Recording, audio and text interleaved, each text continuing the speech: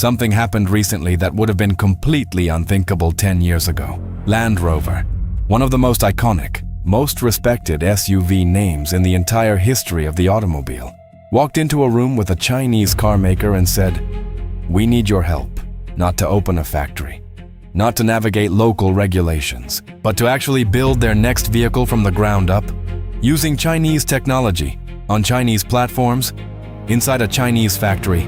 The Freelander is back, but this time, it was China that made it possible. And the story of why Land Rover made that decision tells you everything about where the premium SUV world is heading right now.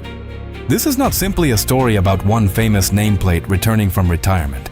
This is a story about a fundamental shift in power inside the global automotive industry, about who sets the benchmark now, about who has the technology, the investment, and the momentum to define what a premium SUV should look like in this decade. For most of automotive history, those questions had European answers, German answers, British answers. Today, for the first time, the most credible answers are coming from China. And one of Britain's most celebrated off-road brands has decided to stop fighting that reality and start building on top of it. The Freelander 8 is what that decision produced. To understand why Land Rover made this move, you have to look honestly at what Chinese car makers have been building over the last few years. Because while most Western buyers were still dismissing Chinese vehicles as budget alternatives, as cars you bought when you could not afford the real thing, something very different was happening inside China's engineering centers. Massive investments were flowing into platform development, battery chemistry, electric drivetrains, and artificial intelligence. The gap between Chinese ambition and Chinese execution was closing rapidly. And the results of all that work have now started arriving in British and Australian showrooms. And they are impossible to ignore. Start with the Chery Tiggo 9. This detail matters enormously to the story we are telling today. Chery is the exact same brand that Land Rover chose as its partner for the entire Freelander project. Land Rover did not go looking for a desperate, struggling manufacturer that needed this deal more than they did. They evaluated every option available across the Chinese market, and they chose Chery. That choice alone tells you where Chery stands in the global pecking order right now. The Tiggo 9 is on sale in the United Kingdom today. A full 7-seat SUV delivering 422 horsepower through a plug-in hybrid system that simultaneously provides 91 miles of pure electric range. 0 to 62 miles per hour in 5.4 seconds. Genuinely rapid for a 3-row family vehicle, and priced below a base specification BMW X5. Not a stripped-out version with the smallest engine. The entry-level X5. The Chery with 7 seats and 400 horsepower costs less. British showrooms are presenting that choice to buyers right now, and buyers are paying attention.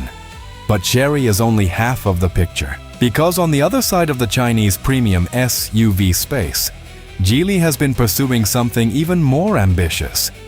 Geely, the automotive group that already owns Volvo cars, that already understands in detail what a premium European buyer expects, launched their Galaxy M9 flagship in direct odd explicit competition with the Mercedes-Benz GLS and the BMW X7, two of the most prestigious SUV nameplates in the world. Geely looked at both of them and said, "We are coming for your customers." The Galaxy M9 is 5.2 meters long, up to 870 horsepower in top specification, a 30-inch 6K screen across the full dashboard, third-row seats reclining to 150 degrees, and priced at a fraction of what Mercedes or BMW charges for equivalent models. When Geely opened the order books, 40,000 pre-orders arrived in the first 24 hours. That is the level of confidence Chinese premium engineering now commands. Land Rover saw all of this, understood the gap had closed, and made a decision very few Western brands have had the clarity to reach publicly. The most intelligent response is not to pretend otherwise. It is to build on that reality before it leaves you behind. In June of 2024, Jaguar Land Rover and Chery signed a strategic cooperation agreement that changed the direction of both organizations. This was not the beginning of their relationship.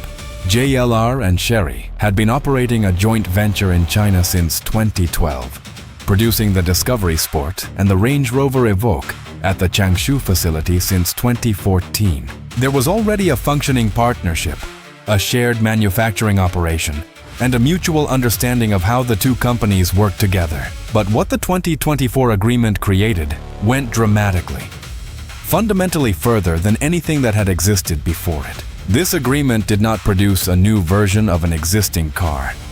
It created a completely independent brand, not a submodel sitting within the Land Rover hierarchy, not a China market variant with a different badge, a genuinely standalone premium mark with its own identity, its own global headquarters established in Shanghai, its own dedicated design studio, its own research and development institute in Suzhou, and its own intelligent manufacturing base in Changshu. The financial commitment behind this is extraordinary. The joint venture invested 12 billion yuan, approximately 1.7 billion US dollars, in the manufacturing infrastructure alone. This is a long-term industrial commitment that signals genuine strategic conviction. The name given to this new brand was chosen for its weight of history. Freelander, a nameplate that first appeared in 1997 on Land Rover's first monocoque SUV, a car that went on to become Europe's best-selling SUV for 5 consecutive years before being quietly phased out around 2014 and replaced in the lineup by the Discovery Sport. Reviving that name as the foundation of a completely new independent brand says something clear. JLR believes Freelander carries real commercial power and real emotional recognition with buyers across multiple global markets. The design mandate was demanding. Premium SUVs that compete at the top of the global market, built on Chery's new energy vehicle platforms, but shaped by the design language developed at JLR's studio in Gaydon, the facility responsible for the Defender and the Range Rover Velar. The lead designer on the Freelander 8 is Phil Simmons. He designed the Defender.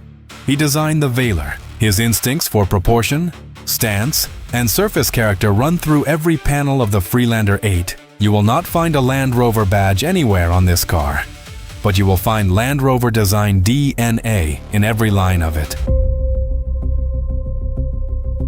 The first car to emerge from this partnership is the Freelander 8, and when its dimensions were confirmed, it became immediately clear that this was not going to follow the accessible, compact path of the original 1997 model. The Freelander 8 is 5.1 meters long, larger than a Defender 110. The wheelbase stretches to 3,040 millimeters. It is a full-size 6-seat, premium off-road SUV, built on a completely new platform called IMAX, developed specifically for this joint venture to support electric, plug-in hybrid, and extended-range electric powertrains simultaneously across all markets from launch. The powertrain attracting the most attention is the EREV, the extended-range electric version. A 60.3 kilowatt-hour battery co-developed with CATL is paired with a 1.5-liter turbocharged petrol engine. But that petrol engine never drives the wheels, under no conditions, in no driving mode. Does it connect mechanically to the axles? Its only function is to generate electricity and maintain the battery charge when needed.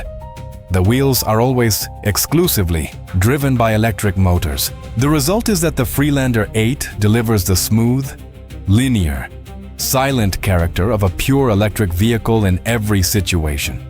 On a motorway, on a gravel track, on a steep descent, regardless of whether the battery is full or the range extender is running quietly behind the scenes. Certified pure electric range on battery alone reaches 221 kilometers. The charging technology is genuinely world-class. The Freevoy battery pack supports 6C charging rates, enabling peak direct current fast charging at up to 360 kilowatts across an 800-volt electrical architecture, the same voltage level as the Porsche Taycan. In practical terms, over 100 kilometers of range recovers in roughly 10 minutes at a compatible high-power charger for a vehicle built for long overland journeys. That changes the ownership experience entirely. Off-road, 3 lockable differentials come as standard on the first edition, a front mechanical lock, a rear electronic limited slip differential, and a virtual center lock managed through the vehicle's central control system. Dual-chamber air suspension reads terrain conditions continuously and adjusts ride height automatically without any driver input. The entire intelligent all-terrain system runs on software co-developed with Huawei, and the Freelander 8 holds a specific global distinction. It is the first all-terrain SUV in the world to launch with Huawei's Qiankun ADS-5 intelligent driving assistance platform fitted as standard across the entire range. Every variant, every trim level, standard. Furthermore, every single Freelander 8, regardless of powertrain or specification, comes with a roof-mounted LiDAR sensor as standard equipment, not available as a cost option, not part of a technology upgrade pack. Standard on every car. That level of specification does not currently exist on any Land Rover, any Toyota Land Cruiser, or any BMW X Series model at any price in today's global market. Inside, a pillar-to-pillar curved display works alongside physical controls and a rotary console controller, all driven by a Qualcomm Snapdragon chip with the processing capacity to run every system simultaneously without compromise. China sales begin in the second half of this year. The Middle East is confirmed as the first export market outside of China.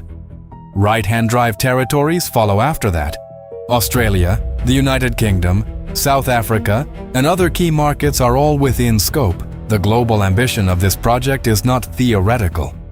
Around 1,000 prototype vehicles are currently undergoing testing across multiple countries simultaneously, and Australian roads are already confirmed as part of that validation program. Local market tuning is actively underway. This car was designed for the world from the first day of its development. European pricing is expected to land between £45,000 and £60,000. Consider what that means in the context of the current market. The Defender sits above that figure. The Discovery sits above it. A base BMW X5 sits above it. The Freelander 8, with 800-volt charging, 3 locking differentials, LiDAR fitted as standard across every single variant, Huawei ADS-5, and over 200 kilometers of pure electric range, arrives below all of them. That pricing is a deliberate strategic weapon, designed to force every buyer in the premium SUV segment to reconsider their options from scratch. And the Freelander 8 is only the opening move. 6 SUV models are confirmed over the next 5 years. Every one of them an SUV. Everyone built in China. Not one carrying a Land Rover badge. What Land Rover has done here is not a surrender. It is a recalibration. They looked at where the market was moving, towards Chinese new energy technology, towards electrification at scale, towards value propositions European legacy brands cannot match, and chose to lead that movement rather than be overtaken by it. Rather than spending a decade building new energy capability independently, they went to the company that had already done that work and proven it. That is a significant admission from one of the most respected names in the off-road world. But it may also be the smartest decision Land Rover has made in a generation. Because if the Freelander 8 delivers on its specification, genuine off-road capability, real-world electric range, premium quality at that price, then the question of whose platform it rides on becomes completely irrelevant. What matters is where it takes you. And right now, everything points to the Freelander 8 taking the premium SUV segment somewhere it has genuinely never been before.